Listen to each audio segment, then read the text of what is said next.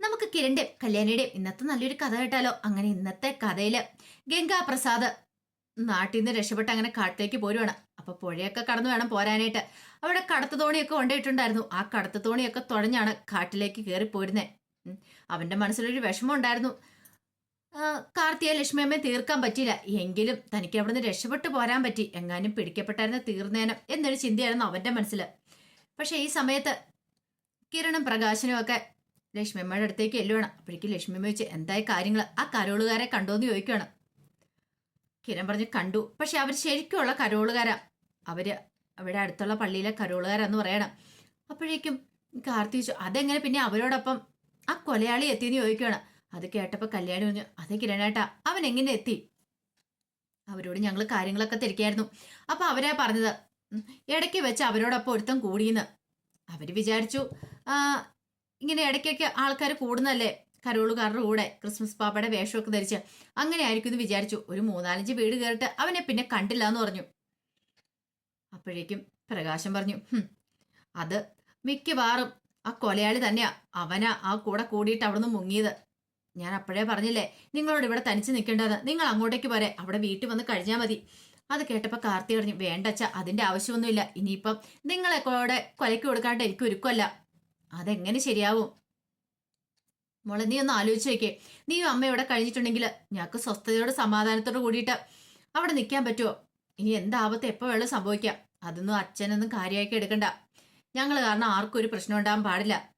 ഇനിയിപ്പോ ദിലീപേട്ടൻ ഞാൻ തമ്മിലുള്ള കല്യാണം കഴിഞ്ഞാൽ ദിലീപേട്ടൻ എന്തെങ്കിലും ആപത്ത് വരുമോന്ന് എനിക്ക് പേടി.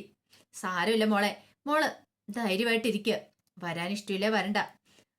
ലക്ഷ്മിയമ്മ പറഞ്ഞു, വരാൻ ഇഷ്ടമില്ലാത്തോണ്ടല്ല പ്രകാശേട്ട, അറിയാലോ. അല്ലെങ്കിൽ തന്നെ ദീപയുടെ ജീവൻ ആപത്തുണ്ടായത് ഞങ്ങൾ കാരണമാണ്. അതുപോലെ ഇനി മറ്റൊരാപത്തുണ്ടാകാൻ പാടില്ല. അതുകൊണ്ട് അത് ഉദ്ദേശിച്ച് മാത്രമാണെന്ന് പറയണം. അപ്പോഴേക്കും കാർത്തി പറഞ്ഞു, എനിക്ക് സംശയമുണ്ട് കിരണേ. ആ ഗംഗാപ്രസാദും മരിച്ചിട്ടില്ലെന്ന് എനിക്ക് തോന്നേ. അവൻ ജീവനോടെ ഉണ്ട്. കിരൺ എവിടെയെങ്കിലും ഒരു പിഴവ് പറ്റിയിട്ടുണ്ടോന്ന്. പ്രകാശം പറഞ്ഞു, അങ്ങനെയാണെങ്കിൽ എന്ത് ചെയ്യണമെന്ന് എനിക്കറിയാം. അവനെങ്ങാനും മരിച്ചിട്ടില്ലെങ്കിൽ, കണ്ടോ എന്റെ കൺമുന്നിലെങ്ങാനും വന്ന് പെടുവാണെങ്കിൽ ആ സമയം കിരൺ ഇങ്ങനെ ആലോചിക്കുവാണ്, അവൻ മരിച്ചിട്ടില്ലേ? അങ്ങനെ ഒരു ചിന്ത കിരണിന്റെ മനസ്സിലേക്കും ഉണ്ടാവുന്നുണ്ട്. അതേസമയം ഗംഗാപ്രസാദ് കാട്ടിക്കൂടെ ഓടുവാണ്.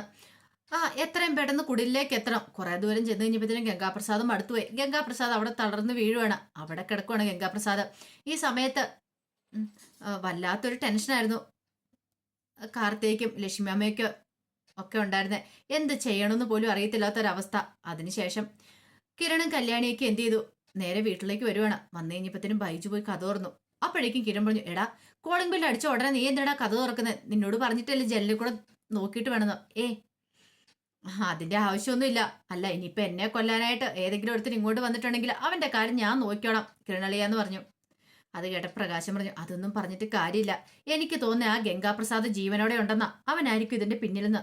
അല്ല, അങ്ങനെ എന്തേലും ആയിരിക്കുമോ? കിരൺ പറഞ്ഞു, അവനെ ഞാൻ തീർത്ത് കളഞ്ഞല്ലേ, അവൻ വരാൻ പോകുന്നില്ല. ഇനി അവന്റെ കൂട്ടാളികൾ ആരെങ്കിലും ആണോന്ന് അറിയത്തില്ല. അപ്പോഴേക്കും ബൈജുച്ചി, എന്താ അവിടെ സംഭവം ഉണ്ടായത്?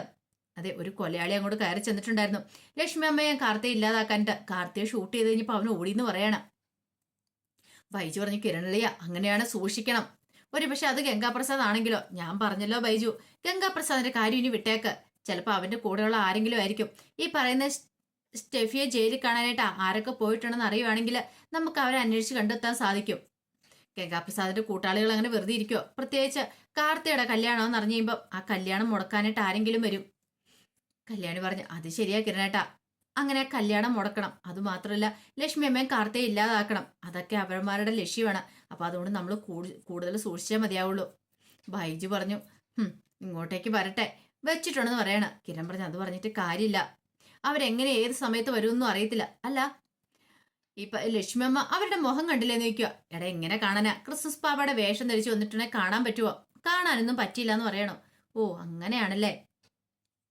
അതെ, കിരണാളിയെ ഒന്ന് സൂക്ഷിക്കാൻ നല്ലതെന്ന് പറഞ്ഞു. പ്രകാശം പറഞ്ഞു, ഞാൻ അവരോട് ഇങ്ങോട്ടേക്ക് വരാൻ പറഞ്ഞ അവര് വരാൻ കൂട്ടാക്കില്ല. അപ്പോഴേക്കും കല്യാണി പറഞ്ഞു, ഇനിയിപ്പൊ അച്ഛൻ അതിനെക്കുറിച്ചൊന്നും ചിന്തിക്കണ്ട. അച്ഛൻ പോയി കിടന്ന് ഉറങ്ങാൻ നോക്ക്. സമയം ഇത്ര ആയില്ലേ, 2-3 മണി ആയില്ലേ. ഇനി കിടന്നാലും ഉറക്കം വരും തോന്നില്ല മോളെ. എന്നാലും അച്ഛൻ പോയി കിടന്ന് ഉറങ്ങിക്കോളാൻ പറയാണ്. പ്രകാശൻ അങ്ങോട്ട് പോയി കഴിഞ്ഞപ്പോ കല്യാണി പറഞ്ഞു, ബാ കിരണേട്ടാന്ന് പറയണം. കിരൺ പറഞ്ഞു, എന്താണെന്നറിയില്ല കല്യാണി, ആകെ പണം മനസ്സിലൊരു ടെൻഷനാ. ഇനി കിടന്നാലും ഉറങ്ങാൻ പറ്റില്ല. കാരണം ഇത്രയും പ്രശ്നങ്ങളൊക്കെ ഉണ്ടായിട്ടും നമുക്കൊന്നും ചെയ്യാൻ പറ്റില്ലോ എന്നോർത്തൊരു ബുദ്ധിമുട്ടുണ്ടെന്ന് പറഞ്ഞു. കല്യാണി പറഞ്ഞു, എനിക്ക് ആ ഗംഗാപ്രസാദിനെ സംശയം. എന്തോ അവൻ ജീവിച്ചിരിപ്പുണ്ടെന്ന് തന്നെ എൻ്റെ മനസ്സിൽ പറയണേന്ന് കല്യാണിയുള്ള സത്യങ്ങളൊക്കെ തുറന്നു പറഞ്ഞു കിരണിനോട്.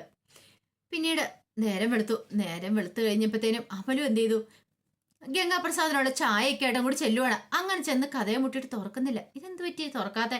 പതുക്കെ തള്ളി നോക്കിയപ്പോൾ കഥ തുറന്നു വന്നു. കുറ്റിയിടാതെയാണ് കിടന്നുറങ്ങണേ എന്നൊക്കെ ഓർത്ത് അകത്ത് കയറി കഴിഞ്ഞപ്പോൾ ഗംഗാപ്രസാദ് ഇല്ല. വിനായകൻ ഇത് എവിടെ പോയി? അവിടെ നോക്കിയിട്ട് കണ്ടില്ല.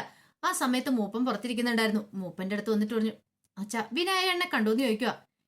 അവനെവിടെ എവിടെയെങ്കിലും കാണും. കണ്ടില്ല അച്ഛാ. കണ്ടില്ലെന്നോ? ഇതെവിടെ പോവാനായിട്ടാ?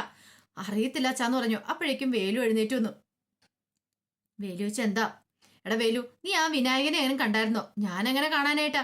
അവൻ ഇവിടെ കാണുന്നില്ലെന്നാ. കൊള്ളാം. അവൻ പോയി കാണുമായിരിക്കും. അവനെ പറ്റിപ്പിന്റെ ഉസ്താദാന്ന് തോന്നേ. അവന്റെ മുഖം കണ്ടറിയോ ഒരു കള്ള ലക്ഷണമുണ്ട്.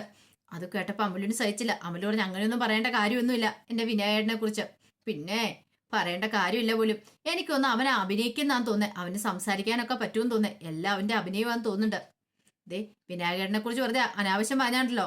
വിനായകന് അതിന്റെ ആവശ്യമില്ല. കള്ളത്തരം പറയേണ്ട കാര്യമൊന്നുമില്ല. അതെല്ലാം കേട്ട് കഴിഞ്ഞപ്പോ വേലു പറഞ്ഞു, നമുക്ക് കാണാന്ന് പറയണം. അത് കേട്ട് കഴിഞ്ഞ മൂപ്പറഞ്ഞു, എന്നാലും അവനിത് എവിടെ പോയതായിരിക്കും? ആ സമയം അമല് പറഞ്ഞു, സത്യം പറ വേലിച്ചേട്ടാ, എങ്ങാനും ഇനിയിപ്പം വിനായകൻ ചേട്ടൻ എന്തെങ്കിലും ചെയ്തോ നിങ്ങള്? ഞാൻ എന്ത് ചെയ്യാനായിട്ടാ? അല്ല, ശത്രുത കൂടുതലുള്ളതാണല്ലോ. ആ സമയം മൂപ്പൻ പറഞ്ഞു, അത് ശരിയാ, നീ എന്തേലും അവനെ ചെയ്തോടാ. എന്റെ മാമൻ ഇത് എന്ത് വർത്താനാ പറയണെന്ന് ചോദിച്ചു. അപ്പോഴേക്കാണ് വിനായകന് അങ്ങോട്ട് കയറി വരുന്നുണ്ടേ. വിനായകനും വന്നല്ലോ എന്ന് പറഞ്ഞ് ഭയങ്കര സന്തോഷത്തിൽ അമല് നിൽക്കുകയാണ്. ഇപ്പൊ എങ്ങനെയുണ്ട് വേലു? ആ സമയത്ത് മൂപ്പൻ അത് ചോദിച്ചു കഴിഞ്ഞപ്പോഴത്തേനും അമല് പറഞ്ഞു, അതെ, വിനായകചേട്ടനെ കുറിച്ച് പറഞ്ഞ കാര്യങ്ങളൊക്കെ തിരിച്ചെടുക്കാനായിട്ട് വേലിച്ചേട്ടന് സമ്മതമാണ്. കണ്ടില്ലേ, വിനായകചേട്ടൻ അങ്ങനെ ആരെയും പറ്റിച്ചിട്ടൊന്നും പോകുന്നില്ല. ആ സ്വഭാവമൊന്നും അല്ലെന്ന് പറഞ്ഞു. വിനായകനെ കണ്ടു കഴിഞ്ഞപ്പോ അത്ര സന്തോഷമായിരുന്നു അമലുവിന്. മൂപ്പൻ ചോദിച്ചു, എടാ വിനായക, നീ ഇത് എവിടെ പോയതായിരുന്നു ചോദിക്കുക. ഞാൻ വെറുതെ നടക്കാനായിട്ട്. അമല് ചോദിച്ചു, എന്തിനെങ്ങനെ രാവിലെ ഇങ്ങനെ നടക്കാൻ പോയത്? കോടമഞ്ഞുള്ള സമയല്ലേ? മൂപ്പൻ പറഞ്ഞു, അതെ, ഒരു 10-11 മണി വരെ നല്ല മഞ്ഞ് കാര്യങ്ങളൊക്കെ ആയിരിക്കും കാട്ടില്. കൂട്ടിമുട്ടിയാൽ അറിയില്ല, അതേപോലെ ആയിരിക്കും. ആ സമയത്ത് ഇറങ്ങി നടക്കേണ്ട കാര്യമുണ്ടോ? പിന്നെ മൃഗങ്ങളൊക്കെ ഏറ്റവും കൂടുതൽ ഇറങ്ങുന്ന സമയമാ. വെറുതെ എന്തിനാ ജീവനെ അവിടത്തെപ്പെടുത്തുന്നത്? കടിച്ചു കയറാൻ വെമ്പുന്ന മൃഗങ്ങളെ കാട്ടിലുള്ളതെന്ന് അറിയാലോ. അതൊന്നും സാരമില്ലെന്ന് ആംഗ്യ ഭാഷ കാണിക്കുകയാണ് ഗംഗാപ്രസാദ്. അപ്പോഴേക്കും അമല് പറഞ്ഞു, ഇവിടെ വേലിച്ചേട്ടൻ എന്നോട് പറഞ്ഞു വിനായകൻ ചേട്ടൻ പറ്റിച്ചിട്ട് പോയി കാണുമായിരിക്കുന്നു. പക്ഷെ എനിക്കറിയായിരുന്നു വിനായകൻ ചേട്ടൻ തിരികെ വരുമെന്ന്. എന്നാലും എന്നും രാവിലെ എൻ്റെ ഉള്ള ചായ കുടിച്ചിട്ടല്ലേ പോകുന്നേ. ഇന്നെന്താ ചായ പോലും കുടിക്കാതെ പോയത്? വെറുതെ പോയതാ. വെറുതെ ഒന്നും പോണ്ട കേട്ടോ. അതും പറഞ്ഞിട്ട് ഗംഗാപ്രസാദിനെ ചേർത്ത് പിടിച്ച് അമലു മുറിയിലേക്ക് അങ്ങോട്ട് കൊണ്ടുപോയി.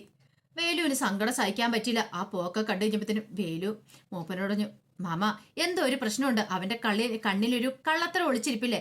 കള്ളത്തരോ? എടാ നിനക്കേ അവനെ സംശയം ഉള്ളതുകൊണ്ട് തോന്നാ. അങ്ങനെയൊന്നുമില്ല, അതൊക്കെ നിന്റെ വെറും തോന്നല് മാത്രം. അല്ല മാമ, എനിക്ക് അങ്ങനെയൊക്കെ തോന്നുന്നുണ്ട്. ഒന്ന് പോടാ അവിടുന്ന്. അങ്ങനെയൊന്നും ഇല്ലാന്നും പറഞ്ഞിട്ട് മൂപ്പൻ അങ്ങോട്ട് കയറിപ്പോയി. പക്ഷെ വേലുവിന് ഭയങ്കര സങ്കടമായി പോയി. മുറിയിൽ ചെന്ന് കഴിഞ്ഞപ്പോഴത്തേനും അമലു ഗംഗാപ്രസാദിനോട് പറഞ്ഞു, എന്നാലും വിനായേട്ട എന്ത് പരിപാടിയായി കാണിച്ച? എനിക്ക് ആ പാടെ ടെൻഷനായിപ്പോയി. ഇത് എങ്ങോട്ട് പോയതായിരുന്നു?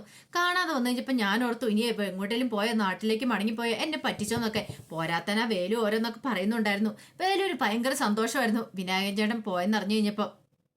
പിന്നെ വിനായകൻ ചേട്ടൻ അറിയാലോ, എൻ്റെ വയറ്റിലൊരു കുഞ്ഞുണ്ട്. അതിനിപ്പം പ്രത്യേക പരിശോധന കാര്യങ്ങളൊന്നും നടത്തേണ്ടതില്ല. ആ കുഞ്ഞിനെ എന്നെ ഉപേക്ഷിച്ചിട്ട് വിനായകൻ ചേട്ടന് പോകാൻ പറ്റുമോ? ഞാൻ എന്ത് ചെയ്യും? അതൊക്കെ ഓർത്തിട്ട് എനിക്ക് ടെൻഷൻ സഹിക്കാൻ പറ്റില്ലെന്ന് പറയണം. ആ സമയം ഗംഗാപ്രസാദ് അവളെ ചേർത്ത് പിടിച്ചു. നിന്നെ കൈവിട്ട് കളയുമെന്ന് നീ ഓർത്തോ? ഒരിക്കലും ഇല്ലാന്നൊക്കെ പറയാണ്. അതെ, എനിക്ക് നല്ല പേടിയുണ്ട് വിനായകൻ ചേട്ടാ. പോകുന്നു ചെയ്യരുത് കേട്ടോ. എൻ്റെയും കൂടെ കുഞ്ഞല്ലേ എൻ്റെ വയറ്റിലുള്ളത്. അപ്പം എനിക്ക് സഹിക്കാൻ പറ്റുമോ വിനായകൻ ചേട്ടൻ അങ്ങനെയൊക്കെ ചെയ്തിട്ടുണ്ടെങ്കിൽ? അതെ, ഒരു കുഞ്ഞെൻ്റെ വയറ്റിലുള്ള സമയത്ത് ഇങ്ങനെ എന്നെ പേടിപ്പിക്കരുത് കേട്ടോ എന്നൊക്കെ പറഞ്ഞുകൊണ്ട് ഗംഗാപ്രസാദിനോട് ചേർന്നിരിക്കുകയാണ്. ആ സമയം ഗംഗാപ്രസാദിന്റെ മനസ്സിൽ പല ചിന്തകളും ഇങ്ങനെ വരുവാണ്. എത്രയും പെട്ടെന്ന് നാട്ടിലേക്ക് പോകണം, കാർത്തിയെ ലക്ഷ്മിയമ്മയും കൊല്ലണം. അതായിരുന്നു അവന്റെ മനസ്സിന് അറിയുണ്ടായിരുന്നേ. അപ്പൊ അതിന്റെ വിശേഷങ്ങളൊക്കെ എന്ന് കാണുന്നേ. ഇതിന്റെ ബാക്കി വിശേഷങ്ങളുമായിട്ട് വൈകുന്നേരത്തെ പ്രമോയി വരാട്ടോ. ഒരിക്കൽ കൂടി എല്ലാവർക്കും ശുഭദിനം നേർന്നുകൊണ്ട് നിർത്തുന്നു. നന്ദി.